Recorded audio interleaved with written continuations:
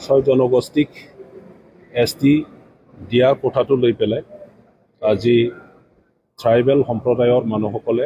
বিদ্ৰোহ কৰিছে আৰু সেই বিদ্ৰোহ সেই আন্দোলন আমাৰ BTCত তীব্ৰ গতিত চলি আছে আৰু ইয়াৰ সম্পৰ্কে মই দুআষাৰমান ক'ব বিচাৰিছোঁ। ট্ৰাইবেল মানুহসকলে কেতিয়াও ছয় জনগোষ্ঠীক STকৰণ কৰিব নালাগে বুলি কোৱা নাই আৰু ছয় জনগোষ্ঠীক ট্ৰাইবেলসকলক যেনেকৈ সাংবিধানিকভাৱে সুৰক্ষিত যি ফেচিলিটিছ দিছে তেনেকুৱা দিব নালাগে বুলি কোৱা নাই। যি বিদ্ৰোহ কৰিছে সেইটো ছয় জনগোষ্ঠীৰ এগেইনষ্ট নহয়। যি বিদ্ৰোহ কৰিছে ইয়াৰ কাৰণ আছে যে ছয় জনগোষ্ঠীক STকৰণ কৰাৰ পিছত এক্সিষ্টিং ট্ৰাইবেলসকলৰ সাংবিধানিকভাৱে আইনগতভাৱে যি সুৰক্ষিত ফেচিলিটিছ আছে সা সুবিধা দিয়া গৈছে, এই সা সুবিধা ক'ৰবাত নহয় ক'ৰবাত ক্ষতি হ'ব নেকি, ইয়াত এপ্ৰিহেনশ্যন আমাৰ ট্ৰাইবেল মানুহসকলৰ মনত আহিছে আৰু সেইটোকে আন্দোলনৰ দ্বাৰা ব্যৰ্থ কৰিব চেষ্টা চলাইছে। আনফৰ্চুনেটলি আমাৰ কোকৰাঝাৰত ছাত্ৰ ছাত্ৰীসকলে ডেকা গাভৰুসকলে সিদিনা BTC ছেক্ৰেটেৰিয়েট আৰু এছেম্বলিত আহি পেলাই যেনেকৈ এছেম্বলি বিল্ডিংখন লণ্ডভণ্ড কৰিলে, মই ইয়াৰ এগেইনষ্টত ধিক্কাৰ দিছোঁ। সেইটো কণ্ডেমনেবল, আমি কণ্ডেম কৰিছোঁ যে এই BTC ছেক্ৰেটেৰিয়েট বা এছেম্বলি এনে মাটিৰ ভিতৰৰ পৰা উঠি অহা নাই, এইটো ক'ৰবাত এনেই উঠি অহা নাই, এইটো আন্দোলনৰ দ্বাৰা গঠিত, আন্দোলনৰ দ্বাৰা এই BTC ছেক্ৰেটেৰিয়েটখন বনোৱা হৈছে। ইয়াত আমাৰ বড়োসকলৰ ট্ৰাইবেলসকলৰ ইতিহাস আছে, হাজাৰ হাজাৰ মানুহ, more than 5,000 আমাৰ ডেকা গাভৰু বড়ো মানুহসকলৰ জীৱন দান বা বলিদানৰ আধাৰত এই BTCখন গঠিত হৈছে। গতিকে এই BTCৰ কোনো পধ্যেই আমি অন্যায় হোৱা বা নষ্ট হোৱাটো আমি নিবিচাৰোঁ। গতিকে আহিব লগা দিনত কোনো আন্দোলনকাৰীয়ে তেনেকুৱা যেন কাম নকৰে, সেইটো মই আহ্বান জনাইছোঁ। আনফালে আমাৰ ট্ৰাইবেলসকলৰ যিটো এপ্ৰিহেনশ্যন, ইয়াত যুক্তি আছে, বিনা যুক্তি ট্ৰাইবেলসকলে আজি আন্দোলন কৰা নাই। যিটো গ্ৰুপ অফ মিনিষ্টাৰৰ যিটো ৰিকমেণ্ডেশ্যন, সেই ৰিকমেণ্ডেশ্যনটো আমি দেখিবলৈ পাইছোঁ যে এজন মহান ট্ৰাইবেল মানুহৰ হাতেদি এই ৰিকমেণ্ডেশ্যনটো এছেম্বলিত দাখিল কৰা হৈছে আৰু এজন মহান ট্ৰাইবেল নেতা আমাৰ স্পীকাৰ ডাঙৰীয়াৰ দ্বাৰা এইটো গ্ৰহণ কৰিছে আৰু ভাৰত চৰকাৰলৈ এইখন ৰিকমেণ্ডেশ্যনৰ ওপৰতে প্ৰেৰণ কৰা হৈছে। এতিয়া ট্ৰাইবেলসকলে আনফালে ভয় খাইছে যে নিজৰ যিটো সুৰক্ষিত সাংবিধানিক আৰু আইনগতভাৱে যিটো ফেচিলিটিছ দিয়া গৈছে সেইটো হেৰুৱাৰ এটা ভয়। আনফালে ছয় জনগোষ্ঠীৰ তেখেতসকলৰ জাতি হিচাপে যাই থকাৰ যিটো আশা আকাংক্ষা সেইটো পূৰণ কৰাৰ এটা দায়িত্ব, গতিকে মাজত আমি ট্ৰাইবেলসকলে থিয় দিব লগা হৈছে। এতিয়া কথাটো হৈছে ৰিকমেণ্ডেশ্যনত যি ভাগ কেটাগৰাইজ কৰি পেলাই যিমানেই ট্ৰাইবেল বনোৱাৰ চেষ্টা নকৰক, পাৰ্লিয়ামেণ্টত যেতিয়া যাব আৰু পাৰ্লিয়ামেণ্টৰ আইন হিচাপে বিল হিচাপে যেতিয়া সেইটো উত্থাপন কৰিব, এই বিলটো সংবিধানত যিটো প্ৰভিজন আছে এই প্ৰভিজন মতেহে বনোৱা হ'ব। গতিকে অল ইণ্ডিয়া ইয়াত A কেটাগৰীৰ ট্ৰাইবেল, B কেটাগৰীৰ ট্ৰাইবেল নাথাকে। অল ইণ্ডিয়া ট্ৰাইবেল কেটাগৰী এটাই, এইটো ট্ৰাইবেল হিচাপে জানিব, ST টো ST হিচাপে কৰিব, SC টো SC হিচাপে কৰিব। গতিকে ইয়াত tribal hills, tribal plains, tribal valley বুলি নাথাকিব। মই কেটাগৰিকেলি মই আকৌ ৰিপিট কৰিম, আমাৰ ট্ৰাইবেল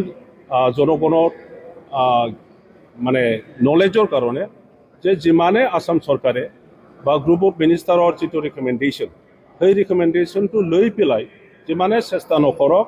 পাৰ্লিয়ামেণ্টত যেতিয়া বিল আনিব তাতে ট্ৰাইবেল দিয়া নিদিয়াৰ কথাটো কেটাগৰাইজ কৰি পেলাই নকৰিব। গতিকে আমাৰ ট্ৰাইবেল দাদা ভাইসকলৰ ভয় সেইটোৱেই, যেতিয়া সেইটো হৈ যায় তেতিয়াহ'লে যিটো সাংবিধানিকভাৱে পলিটিকেল, ইকনমিক, ছ'চিয়েল আৰু এডুকেশ্যন, চাকৰি বাকৰিৰ ক্ষেত্ৰত ট্ৰাইবেলসকলৰ কাৰণে যি ৰিজাৰ্ভেশ্যন কৰা কৰি দিয়া হৈছে সেই ৰিজাৰ্ভেশ্যনবোৰত এই ফেচিলিটিবোৰত ক'ৰবাত নহয় ক'ৰবাত বহুত আঘাত আহিব আমাৰ সন্মানীয় চিফ মিনিষ্টাৰ ছাৰে নিজৰ মুখেদি কৈছে সেইটো যদি কৰা হয় তেতিয়াহ'লে এক্সিষ্টিং ট্ৰাইবেলসকলৰ বহুতো ক্ষতি হ'ব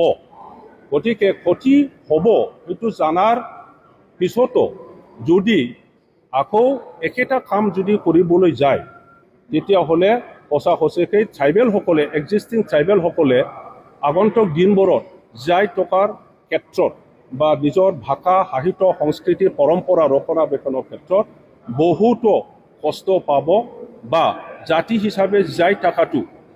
নিজৰ ভাষাটো সংৰক্ষণ কৰাৰ ক্ষেত্ৰত নিজৰ পৰম্পৰা সংস্কৃতি ৰক্ষণাবেক্ষণ দিয়াৰ ক্ষেত্ৰত তেখেতসকলে নিশ্চয় মানে কঠিন হ'ব গতিকে সেই এপ্ৰিহেনশ্যনটো লৈ পেলাই আজি ট্ৰাইবেলসকলে বিদ্ৰোহ কৰিছিল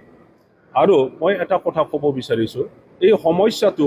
কোনোবা BPF দলে বনোৱা নহয় এই সমস্যাটো কোনোবা UPPL দলে বনোৱা নহয় এই সমস্যাটো কোনোবা BJP কংগ্ৰেছ দলে বনোৱা নহয় কোনো ব্যক্তিয়ে সেই ট্ৰাইবেল দিয়া নিদিয়াৰ সমস্যাটো বনোৱা নাই হাগ্ৰামা মহলীয়াৰীয়ে বনোৱা নাই প্ৰমোদ বড়োৱে বনোৱা নাই কোনোবা বিশ্বজিৎ দেৱাৰীয়ে বনোৱা নাই কোনোবা ডক্টৰ হেমন্ত মানে বিশ্ব ডাঙৰীয়া সেইটো বনোৱা নাই গতিকে মই আন্দোলনকাৰী তেখেতসকললৈ এটা আহ্বান জনাইছোঁ কাকো ব্যক্তিগতভাৱে যেন দোষাৰোপ নিদিয়ে কোনোবা দলক যেন দোষাৰোপ নিদিয়ে এইটো হ'ল 6 জনগোষ্ঠীৰ নিজৰ জাতিৰ অস্তিত্ব নিজৰ ভাষা সংস্কৃতি উন্নয়নৰ এটা কোৱেশ্যন আহিছে আৰু আমাৰ দেশৰ গণতন্ত্ৰৰ আধাৰত সাংবিধানিক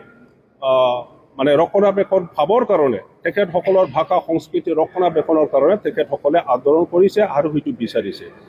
আজি নহয় কালি নহয় এই 6 জনগোষ্ঠীয়ে ট্ৰাইবেল পাওক বা কিবা এটা পাওক তাত আমাৰ একো ক'ব লগা নাই আৰু পাবই আসাম চৰকাৰে যেতিয়া ৰেকমেণ্ডেশ্যন কৰিছে ভাৰত চৰকাৰে সেইটো কনচিড কৰিবই এতিয়া ট্ৰাইবেল আমাৰ দাদা ভাই জনগণ আৰু ডেকা গাভৰু ছাত্ৰ ছাত্ৰীলৈ মোৰ এটা আহ্বান মোৰ এটা মেছেজ যে আমাৰ যি সুৰক্ষিত আমি ফেচিলিটি পাই আছোঁ ৰাজনৈতিকভাৱে অৰ্থনৈতিকভাৱে শিক্ষাৰ ক্ষেত্ৰত চাকৰি বাকৰিৰ ক্ষেত্ৰত সেইটো আমি কেনেকৈ মানে নষ্ট হ'ব দিব নোৱাৰে সেইটো কেনেকৈ আমি সুৰক্ষিত কৰিব পাৰে আমি কেনেকৈ ভালকৈ ৰাখিব পাৰে আমাৰ যেন কোনো নষ্ট নহয় ক্ষতি নহয় এই কামটো আপোনালোকৰ হাতত থাকিল আপোনালোকে কেনেকৈ সুৰক্ষিত কৰিব পাৰে এই কামটো আপোনালোকে কৰিব পাৰিব লাগিব এতিয়া BTC অঞ্চলত যিটো হৈ আছে মই ভাবোঁ আলোচনাৰ অতি প্ৰয়োজন মই আহ্বান জনাব বিচাৰিছোঁ আজি বড়ো ভাষাত এটা প্ৰভাৱ আছে দাইনাং কদৰাং আপাচুজনাং আজি অসমৰ গোটেই ট্ৰাইবেলসকলে আমাৰ BTC চিফ হাগ্ৰামা মহিলাৰী ডাঙৰীয়াক দেউতা হিচাপে গুৰু হিচাপে চাই আছে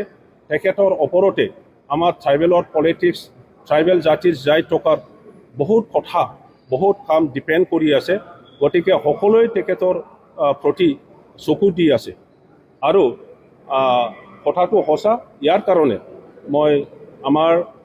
BPFৰ সভাপতি BTC চিফ হাগ্ৰামা মহিলাৰী দেৱলৈ আহ্বান জনাব বিচাৰিছোঁ যে তেখেতে গোটেই ট্ৰাইবেল জাতি গোষ্ঠীৰ যি জাতীয় সংগঠনবিলাক আছে ছাত্ৰ সংগঠন আছে যিসকলে আজি আন্দোলন কৰি আছে তেখেতসকলৰ লগত সময় দি পেলাই ধৈৰ্য লৈ পেলাই যেন আলোচনা কৰে যেন কিবা এটা ভাল ৰেজাল্ট বা ভাল ফল আমি আনিব পাৰোঁ আৰু সকলোৰে একচেপ্টেবল এটা সলিউশ্যন যেন আনিব পাৰে ইয়াৰ কাৰণে হাগ্ৰামা মহিলাৰী দেৱে যেন এই কামটো কৰে মই ইয়াৰ কাৰণে তেখেতক আহ্বান জনাইছোঁ